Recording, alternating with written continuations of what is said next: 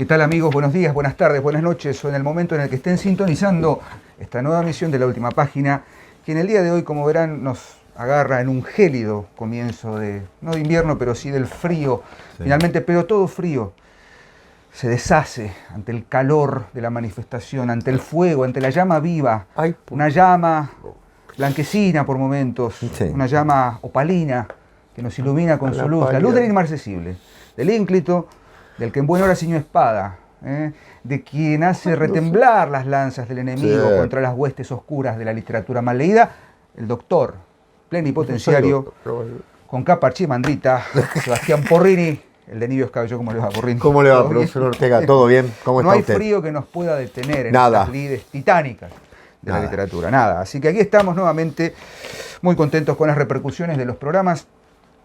Probablemente habrán visto que tenemos contenido para tirar al techo, así que vamos bien. Tengan paciencia. Paciencia porque hay de todo, para todos los gustos. Sí, entrevistas hay unas cuantas. Entrevistas hay unas cuantas. Guardadas. Confesiones también. Parece que estoy por confesar, porque tengo sí, acá, pero la estola. La estola, la bufanda me da cierto reparo. Bien. Hoy vamos a dedicar, Sebastián, un programa, creo yo, lo hemos dicho en algún momento, la idea es dedicar cada tanto algún programa que podríamos llamar más bien didáctico, pedagógico, con alguna intención más allá de leer lo que siempre leemos. Hemos decidido o hemos tratado de ponernos como cierto objetivo recuperar ciertos clásicos de la gran literatura. Y en este caso volvemos a la literatura española, a la literatura medieval española. Hace un par de programas atrás, o no sé, 5 o 6 programas atrás, le hemos dedicado un capítulo al poema del Mío Cid, al cantar del Mío Cid, y allí mencionábamos el concepto de Mester sí. Bueno, habrán visto que esta vez lo voy a cortar, porque la última no lo corté. Tenemos una pequeña intervención aquí, estamos en vivo. Como decíamos, para no perder el hilo de Ariadna, veníamos en el capítulo del Cid. Yo voy tirando cosas. Sí, tire cosas, porque me haga todo mal. ¿Cómo hacer todo mal en un vivo? Habíamos mencionado la presencia del Mester de Juglaría, y hoy vamos a, como bien ven en el título del video, vamos a continuar en esa línea. ¿Hoy con quién? Perdón, me estoy distraído. Porrini, mira, se está cobrando las presentaciones rimbombantes. No. Hoy vamos a dedicar el programa a este gran texto de la literatura española medieval de don Juan Ruiz, el arcipreste de Hita.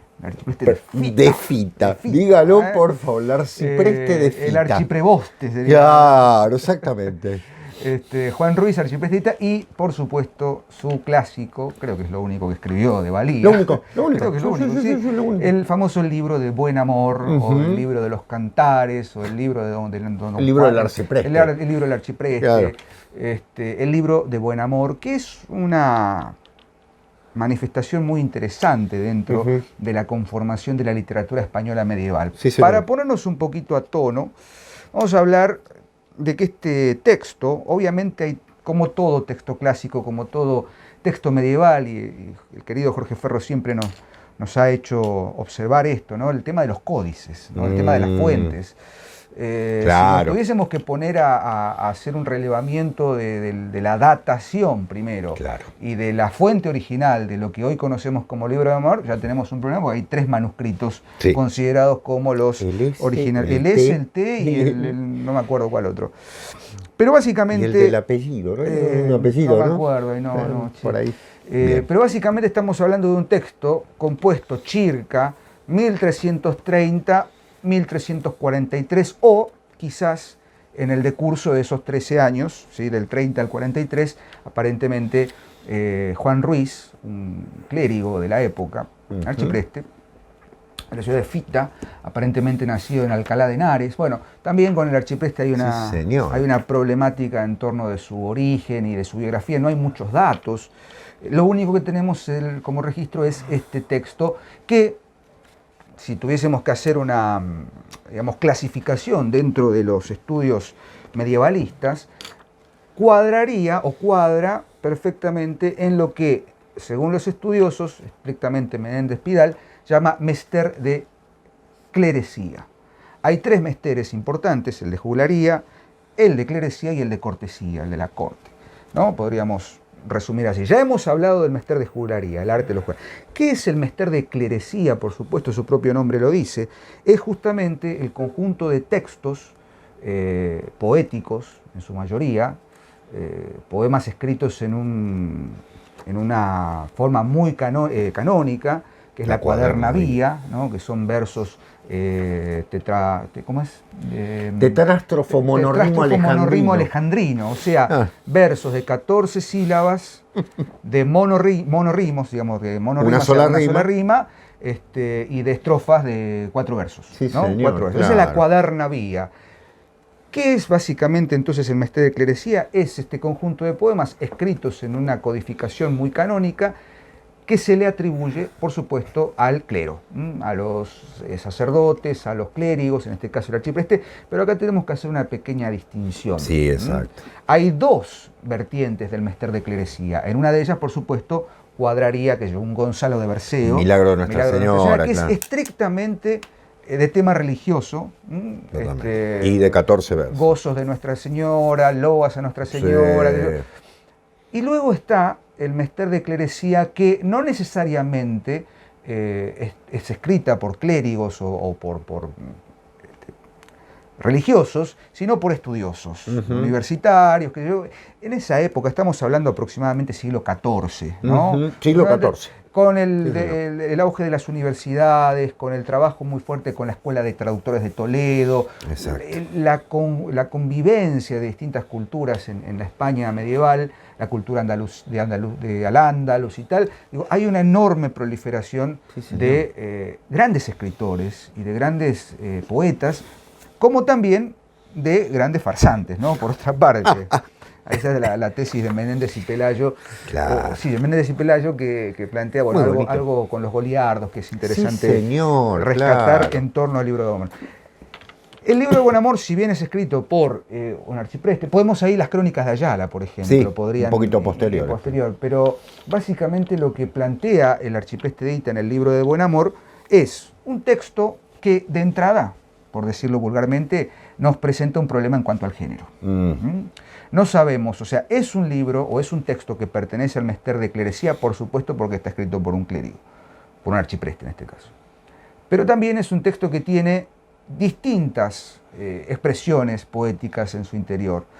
Por empezar, obviamente, tiene textos con un fin moralizador, tiene cultismos, está escrito en su mayoría dentro de los parámetros canónicos de la cuadernavía, pero también tiene otra maravilla que es lo heterogéneo de sus escritos, ¿no? La presencia de temas no solamente religiosos, sino más bien carnales, de temas propios de la condición humana. Exacto. Y esto responde a un momento muy particular de la literatura medieval española, que es obviamente el lento pasaje de la Edad Media, de fines de la Edad Media hacia la Edad Moderna, ¿no? Podríamos, mutatis mutandis, considerar que con el libro de Buen Amor dentro del mester de clerecía empieza como a desmoronarse o desintegrarse una serie de valores, comienzan a desintegrarse una serie de valores propios del mester de clerecía puro, para dar paso a otro tipo de expresión poética, a otro tipo de temática dentro del mismo mester. Exacto. Y bueno, no sé, Seba, si querés agregar algo más a esta introducción, y si no, vamos al tema. El libro es particular, exacto, como decía Diego, incluso combina distintos versos, ¿no? Hay momentos, las cantigas, por ejemplo, que están en octosílabos, o el verso del 16 al estilo del romance, pero del romancero antiguo, ¿no? Digamos, el que dio pie al octosílabo posteriormente. Son 1728 versos, ¿sí?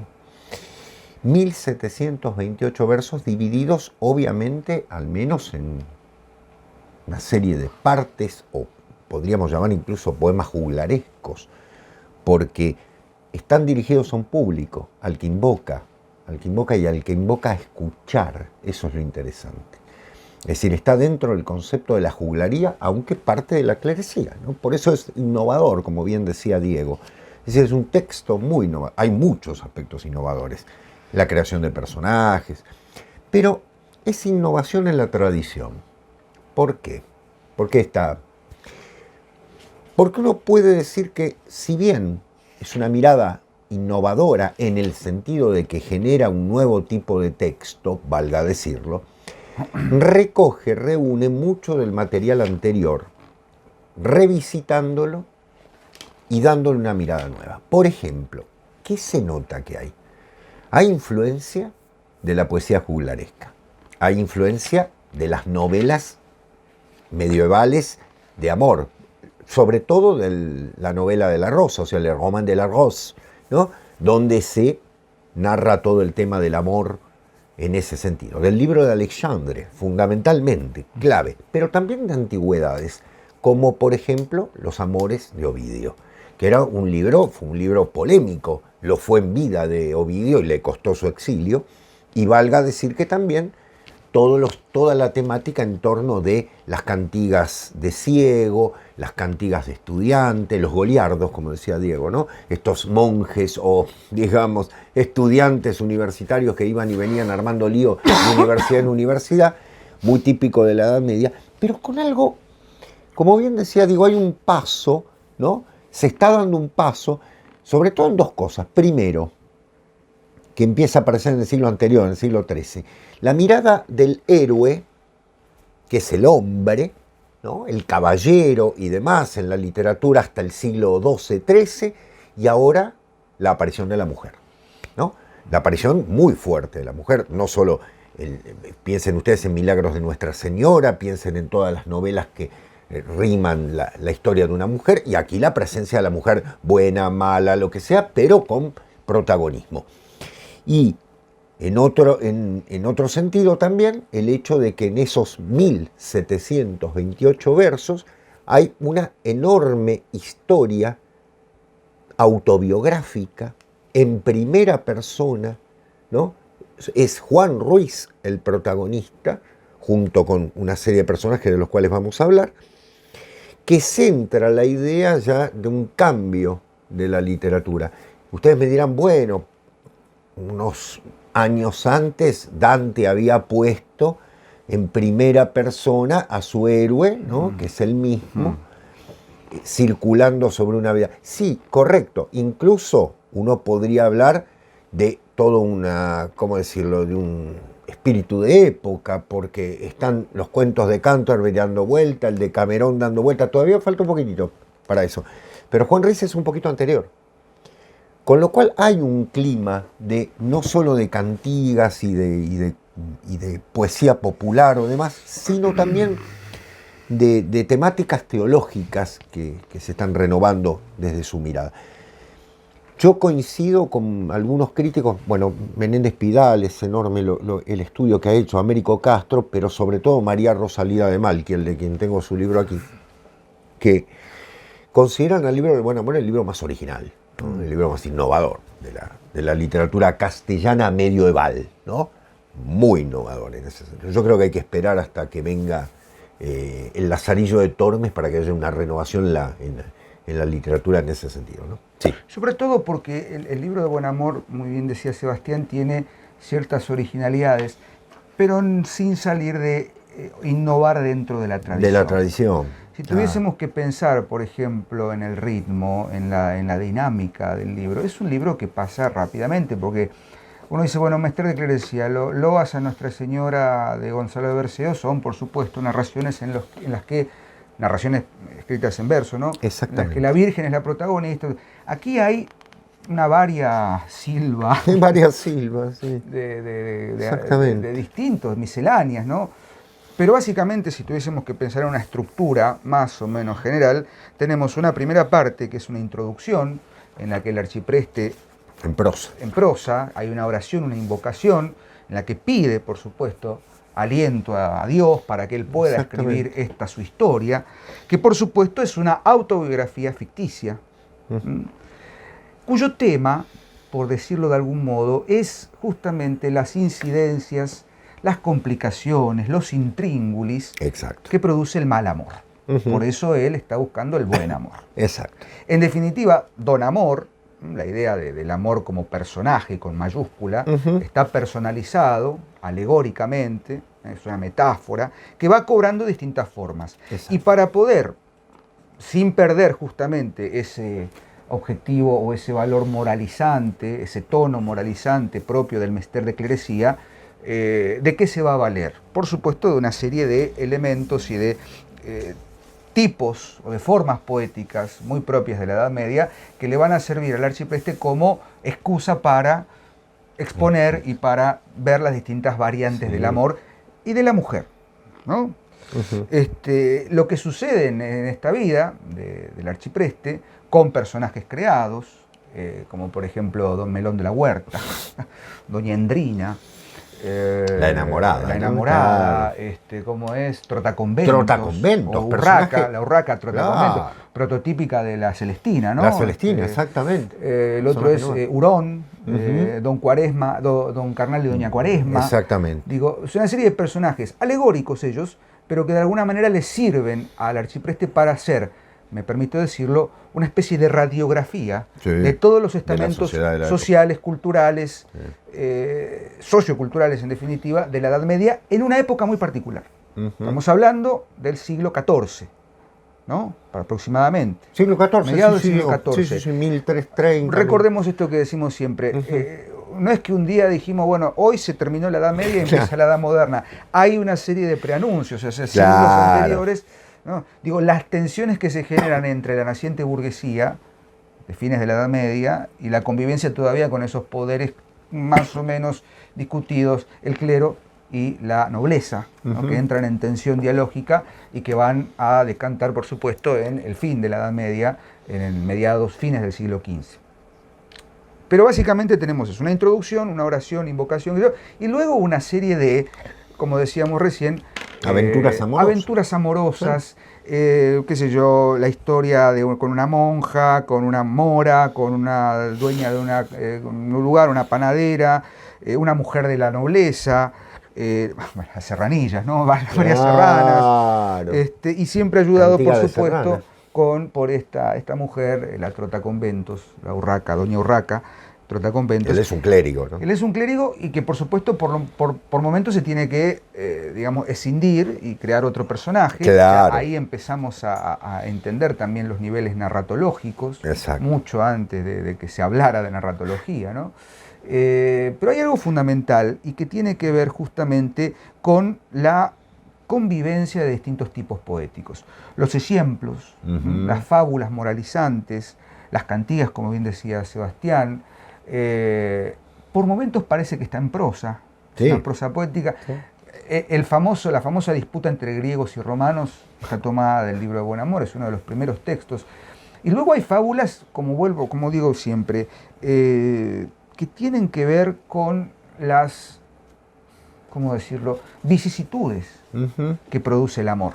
Ujú. El amor ya carnal, ya espiritual, ya metafórico, ya real, o como quieran llamarlo, la idea del amor con mayúsculas y la búsqueda del buen amor, ¿no? Exactamente. En definitiva, dicen los críticos que el autor, en la disputa con Don Amor, le echa la culpa de todos los pecados capitales. Ujú. El amor por la comida, el amor por la bebida, el amor Claro. por lo ajeno, La gula, todo. el amor Claro. por lo carnal, más no por lo espiritual. Claro. Digo, y son elementos que conviven continuamente. Totalmente. Hay un cuadro de Peter Bruegel, que es muy posterior, por supuesto, es del 1500 y pico, que justamente es la batalla entre Don Carnal y Doña Cuaresma, Sí, exacto. en el que se puede ver claramente ese despiplume, ¿no? Que era lo carnavalesco por momentos, Exacto. ¿no? Lo popular, lo alto y lo bajo, ¿no? Puestos en el mismo lugar. Totalmente.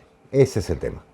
Es que la Edad Media no hacía diferencia entre cultura popular y cultura elevada. No hay diferencia. Eso es un concepto que va a venir después, va a venir con el Renacimiento. La cultura medieval es una. Por lo tanto, cuando uno ve el libro de Buen Amor, lo nota claramente. Es todo. Es la palabra de Dios, es la Biblia. Y la creación de Dios es la tierra. Entonces, ambas cosas están perfectamente en consonancia. Por lo tanto, todo tiene que convivir. convive la virtud con el vicio, convive lo elevado con lo más chabacano, convive lo refinado con lo común. Y eso en el libro de Buen Amor se nota muy claramente. De hecho, hasta uno podría hablar de un cierto, hoy en día diríamos pastiche, pero en realidad era lo natural, que es la tradición judía en el libro de Buen Amor. Bueno, esa es la tesis de Mal. No, judía no, perdón, no me quiero meter. Claro, en los siglos XII, XIII, toda una gran tradición de escritores en Cataluña, en el sur de España, fundamentalmente, donde estaban en convivencia cristianos, moros y judíos, con toda una serie de poemas y un estilo poético y demás que da pie a las disquisiciones en torno del pecado, a las disquisiciones en torno de la vida mundana, a las disquisiciones en torno del enamoramiento, porque hay una recuperación del valor femenino también, muy interesante. No es, vuelvo a decir, no es la mirada del siglo XI. El siglo XIV ya ha vivido una evolución. Dante mismo, ¿no?, como lo decimos siempre, en la Divina Comedia también. Hay una mirada diferente en torno de la mujer. Perdón, Diego. No, que digo, además de los elementos propios de la tradición judía, la tesis de María Rosa Lida gira en torno también a la convivencia entre formas poéticas propias de la tradición árabe. Claro, ¿no? Sí, obviamente. Se llaman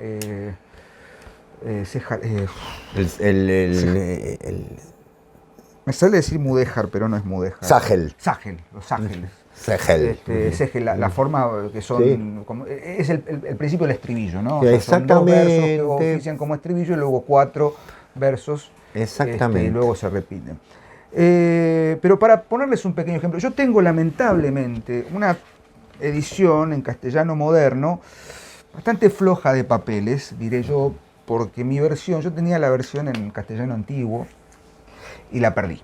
No importa en qué circunstancias, pero la perdí. Así que pido disculpas si hay algún error, por supuesto los va a haber. Pero para que vean el tono, ¿no? Recién empezado el libro, dice una de las fábulas de cómo el arcipreste se enamoró, y la fábula del mastín, no, de cómo el amor visitó al arcipreste y de la pelea que sostuvo con él. Dice así: os contaré una pelea que una noche me ocurrió. Mientras pensaba en mi suerte, furioso y no por el vino, se me presentó un hombre alto, hermoso, mesurado. Yo le pregunté quién era. Dijo: amor, tu prójimo. Ven que acá la métrica no es monorrímica. No, claro. Enojado como estaba, empecé a injuriarlo. Le dije: si eres amor, no puedes estar aquí. Eres mentiroso, falso en embaucar a muchos. No puedes salvar ni a uno, pero puedes matar a 100.000. Con engaños, lisonjas y sutiles mentiras, emponzoñas las lenguas y envenenas tus flechas. Al que mejor te sirve, a este hieres cuando tiras. Al que cae en tu desgracia, lo separas de su amiga. Traes enloquecido a muchos con tu saber y les haces perder el sueño, el comer y el beber. Haces que muchos hombres confíen tanto en ti que llegan a perder el cuerpo y el alma. Ni tienes regla fija, ni te portas con tiento. A veces prendes con gran arrebato, a veces poco a poco con 100 maestrías. Tú sabes que no miento en cuanto te digo. Cuando has aprisionado a los hombres no haces por ellos nada, les vas dando largas en una vida muy apenada. Haces que el que te cree padezca en su mesnada y que por poco placer ande un largo viaje. Eres tan irritante que al que hieres de golpe no lo sana medicamento, emplasto ni jarabe. No sé de fuerte y recio que, si se topa contigo, no lo venzas pronto por mucho que se resista. De cómo debilitas a las gentes y las perjudicas, muchos libros se han escrito, y de cómo las engañas con tus muchos halagos y tus malas mañas, siempre vence la fuerza, lo cuenten en anécdotas. Ejemplo del muchacho que quería casar con 3 mujeres. Y ahí empieza a empalmar, ¿no? Exacto. Es decir, una historia con digo esto y acá lo voy a contar con una historia que le pasó a tal caso. Un ejemplo. Claro. Exactamente. Acá tenemos, obviamente, un tono más o menos, digamos, que, qué sé yo, como injuriando a la figura de amor. Pero luego viene algo que es interesante. Yo quiero leer una que di con él gracias al querido Jorge Ferro, que es, ya te digo cuál, la fábula de Pitas Paya, pintor de Bretaña, para que lo encuentre, que es muy bueno. Para que vean también el tono, porque hay cierta picardía, diremos, Sebastián. Sí, por supuesto. Para que lo encuentre, sepan disculpar, lo Sí, tenía marcado. sí. Fábula de Pitas Paya, a ver, déjeme pensar, que es un pintor, el Trotaconventos no, acá está, Pitas Paya. Obviamente la versión en español antiguo es mucho más divertida, pero bueno, viene hablando, ¿no? Obviamente, y por supuesto, para dar un ejemplo, el tema de digamos, de la infidelidad, ¿no? Claro. De la concupiscencia y tal. Te contaré la historia del que descuidó a la mujer, si ves que es una broma, cuéntame tú otra igual. Érase don Pitas Payas, un pintor de Bretaña, casó con mujer joven, gustaba de compañía. Antes de cumplirse el mes, dijo él, mi señora, quiero ir a Flandes, traeré muchos regalos. Dijo la mujer, señor mío, id en buena hora, no olvidéis vuestra casa ni mi persona. Díjole don Pitas Payas, señora de la hermosura, quiero pintar en vos una buena figura, para que estéis a salvo de cualquier locura. Ella dijo, señor mío, haced lo que convenga. Pintó bajo el ombligo un pequeño cordero. Se fue don Pitas Payas a ser nuevo mercader. Allá pasó 2 años, se retrasó demasiado. A la mujer un mes se le hacía un año. Como la muchacha era recién casada, había hecho con su marido poca estada. Tomó un amante y pobló su morada. Se deshizo el cordero y de él no quedó nada. Cuando ella oyó que venía el pintor, envió muy deprisa a por el amante. Le dijo que le pintara lo mejor que pudiera un cordero más pequeño en el mismo lugar. Con la gran prisa pintó un adulto carnero, completo de cabeza con todo su apero. ¿No? Imagínense, ¿no? Bueno. Ese mismo día llegó el mensajero, que esta vez se venía don Pitas Payas. Una vez llegado de Flandes, el pintor fue recibido con desdén por su mujer. Cuando estuvo en la alcoba con ella, no descuidó la señal que le había hecho. Don Pitas Payas dijo, señora, por favor, enseñadme la figura y tengamos buen reposo. Dijo la mujer, señor mío, miradla vos mismo, haced ahí osadamente todo lo que queráis. Osadamente. Miró don Pitas Payas el susodicho lugar y vio un gran carnero con sus robustas armas. ¿Cómo es esto, señora, o cómo pudo ser que yo pinté un cordero y encuentro este manjar? Como en estas ocasiones es siempre, la mujer sutil e ingeniosa dijo, ¿cómo, mi señor? Y en 2 años un pequeño cordero no se vuelve carnero. Haber venido temprano y hallaríais el cordero. Por tanto, aprende, no abandones lo que buscas, no seas Pitas Payas, ni para otro provoques. Alaba a la mujer con palabras hermosas y cuando te lo prometa, no la descuides. Pedro levanta la liebre. Bueno, digo, este tipo de ejemplos que son entre, ya te digo, con cierta picardía, por eso Menéndez y Pelayo dice que hay como elementos medio goliardescos, ¿no? Picaresco, ¿no? Sí. Un ejemplo claro de lo que es la poesía de los goliardos, o posiblemente es los Carmina Burana. Exactamente. Retoma Que Carol puso música, ¿no? Que son unos textos propios de esta edad que atribuidos a poetas goliardos. Exacto. Que tienen temas picantes, ¿no? Sí, en la taberna bebemos, bebe el pobre, bebe el rico. En taberna cuando sumus. El vino, las mujeres, los excesos, la comida, ¿no? Y esto otra vez, ¿no? La suerte de estar poseído, como decía en el texto anterior, en el poema anterior, digo, los desastres que puede generar el mal amor, ¿no? Claro. Porque, retomando un poquito la línea general, la novela tiene, digamos, 6 partes de autobiografía. 3 historias de amor, un episodio alegórico, 3 historias de amor, un episodio alegórico, o 4 o 5, un episodio alegórico y otra vez las historias de amor, para la conclusión. Se ha discutido esto si es realmente, si tuvo unidad desde el comienzo, ¿no? O simplemente eran poemas que daba el arcipreste a cantar a algún juglar, porque están pensados para eso. Seguramente no para ser copiados, sino después convertido en texto copiado. De hecho, las copias, ¿no?, que citaba Diego y demás. Lo que resulta interesante de ver es que hay unidad, por supuesto que hay unidad. Ahora, si existen todas esas fabulillas, las fábulas tienen un sentido, porque son desarrollar el tema en tanto el equívoco que se está planteando entre el buen amor y el mal amor. Eso por una parte. Y en segundo lugar, la variedad, lo variopinto del verso usado, ¿no? Domina el alejandrino, pero de pronto aparece el verso de 16 sílabas, el verso de 8, combinando ciertas estructuras muy particulares y con un lenguaje que por momentos es elevadísimo, porque decimos, estamos en la Edad Media, ¿no? Entonces, un lenguaje elevadísimo, como corresponde a un canónigo, como corresponde a una persona del derecho canónico, valga decirlo, y de una autoridad de la Iglesia, como el lenguaje más enormemente popular, ¿no? Que de pronto puede trabajar con la urraca, con la trota conventos, que es este personaje notable. Algo más a resaltar, que de alguna manera después la poesía de François Villon en Francia, en el siglo XV, va a tener esa característica popular, y ni hablemos de Rabelais, porque el libro del arcipreste, como se lo conocía ya en el siglo XIV, inmediatamente, siglo XIV, XV, después va a ser olvidado, ya después del siglo XVI va a ser olvidado. Tiene una influencia notable y es absolutamente relatado. De hecho, se lo nombran muchos cancioneros, ¿no? Como si fueran partes. Se cuentan algunas de las fábulas como si fueran parte de esto, como si fuera parte de una historia de la cual se puede fragmentar algo y quitar alguna información. Tanto en los tres manuscritos que se encontraron, ¿no? Y que siempre son discutibles cuál es cuál y cuál es cuál, hay fragmentos que se complementan uno con el otro, porque, valga decirlo otra vez, claro, algunas partes no estaban en una versión y se encontraron en otras. Amén de esto, valga decir que también lo interesante de ver es que conjuga todo lo que es la tradición bajo medieval, con la tradición antigua de la poesía erótica romana, fundamentalmente, pero también con todo lo que es la tradición en el sentido de la reflexión sobre el pecado. ¿Qué quiero decir con esto? Si ustedes se fijan en la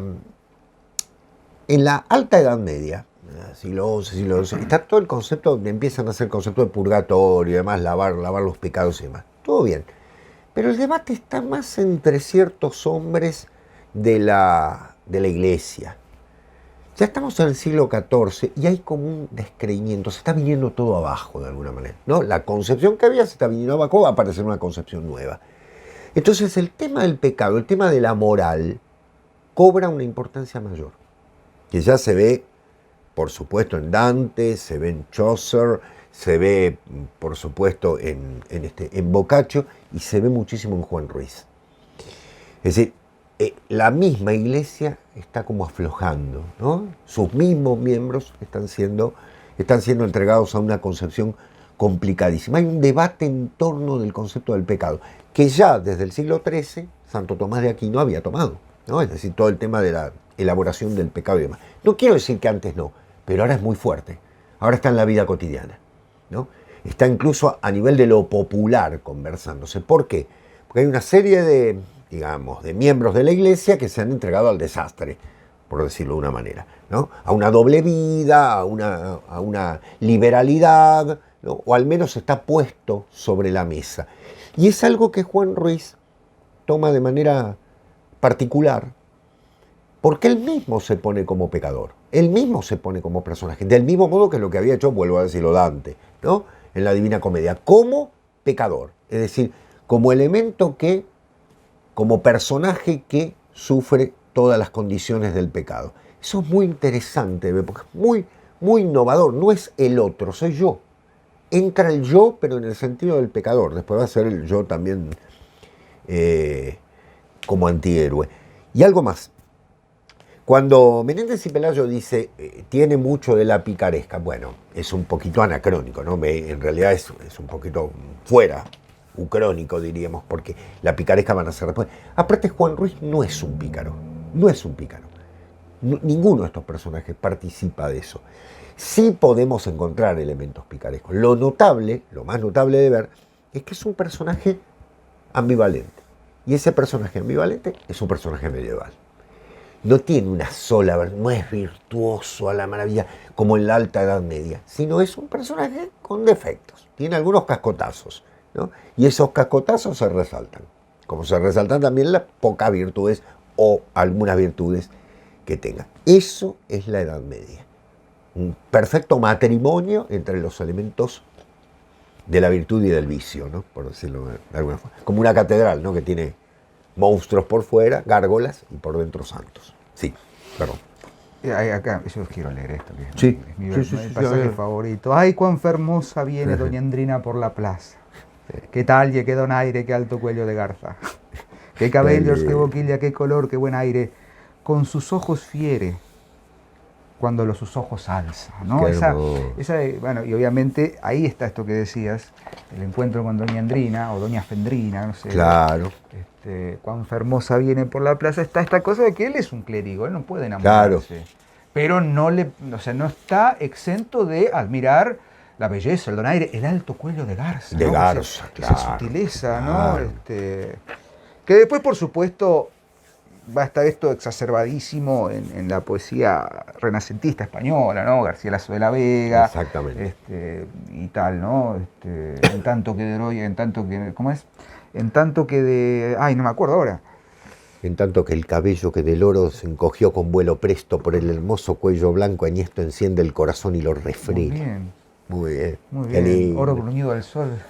Relumbra en vano. Qué bárbaro. Digo, esa obviamente ya nos estamos yendo del tema, pero digo, esa mirada ambivalente por momentos, o polivalente, está muy marcado en este texto, el libro. Bueno, ni hablar de esa cuestión moralizante y alegórica que es la batalla entre Don Carnal y Doña Cuaresma, ¿no? Es una alegoría. Es un elemento absolutamente señalado así. de la fe católica, de la fe cristiana, que por supuesto está ya expresadísimo en los carnavales, ¿no? Sí, totalmente. Lo carnavalesco. Claro. Está la famosa tesis las danzas de la muerte. Qué sé yo, que bueno, habría que revisarlas un poquito. Sí. Y creo que quien tiene muy en claro esto y lo ha explicado muy bien, que tiene que ver con esto, ¿no? Con el otoño de la Edad Media, es que todo se va yendo hacia los limes, ¿no? Que es Ángel Fareta. Claro. Ángel Fareta, en la traducción de la melancolía, para poder entender el concepto de lo popular, para poder llegar a lo que es el tango, hace un enorme excurso sobre el concepto de lo popular, el concepto de lo carnavalesco, da por tierra toda la teoría de Bakhtin, por supuesto, pero es interesante pensar que está sucediendo esto, ¿no? Es decir, de lo alto a lo bajo, de a poquito se va como... Es que no hay una cultura popular en la Edad Media, es cultura. Es cultura, o sea, la cultura es eso. Claro. Es lo popular y lo elevado están mezclados, tan inmersos en lo mismo. Valga decir también otra cosa, que entre los antecedentes, ¿no?, que se trabajan, está, por ejemplo, el tema del Don Carnal y Doña Cuaresma, claro. Hay un poema francés anterior, una novela de estas rimadas como el Román de la Rose, que se llama Caresme, bueno, ahora no me voy a acordar el término en francés antiguo, ¿no? Y carnal, ¿no? Por supuesto, que están enfrentados. O sea, el tema estaba allí, estaba presente perfectamente para signar todo lo que era el debate de la época. Y como bien dice Diego, ¿no? Algo que se está diluyendo, algo que se está yendo. Como el carnero de Pitas Paya. Como el carnero de Pitas Paya. El cordero de Pitas Paya. Pobrecito. Pobre Pitas Paya. Sí. Bueno. Hay muchísimo para decir. Obra como introducción, obra como invitación también para que... Menéndez Pidal tiene un estudio bellísimo, Leo Spitzer también. María Rosa Lida de Malkiel. Exacto, Américo Castro, pero sin lugar a dudas los estudios de María Rosa Lida de Malkiel son exquisitos en torno al tema. Yo lo que tengo es la selección y los estudios que están editados por Eudeva. Eudeva editó este enorme libro. Aparte son esos libros que hay que leer con cierto grado por momentos de desparpajo, ¿no? Y hasta si se quiere con un grado de análisis de la métrica, de la versificación, de ciertos términos del castellano al antiguo. Muy interesante, obra como gran documento, un gran texto, el libro de Buen Amor. Para tales amores son las religiosas, para rogar a Dios con obras piadosas, que para amor del mundo muchos son peligrosas y son muy excuseras perezosas, mentirosas, Bueno, genuinas, total, enumeraciones, incorrecto. en ese momento. Está bien, estamos hablando de la Edad Media, así que está todo perfecto. viene de la Edad Media. Bueno, Sebastián, como siempre, un placer. Del mismo modo. Aquí la faena, breve, pero bueno. Si lo bueno, breve. Vayan a dos él. veces bueno. Vayan. Juan Ruiz, archiprestedita del Libro Con Amor, y nosotros nos volvemos a ver el próximo lunes en una nueva emisión de La Última Página, si es que el ínclito se manifiesta. Cosa que sucederá. Adiós. Adiós. Gracias.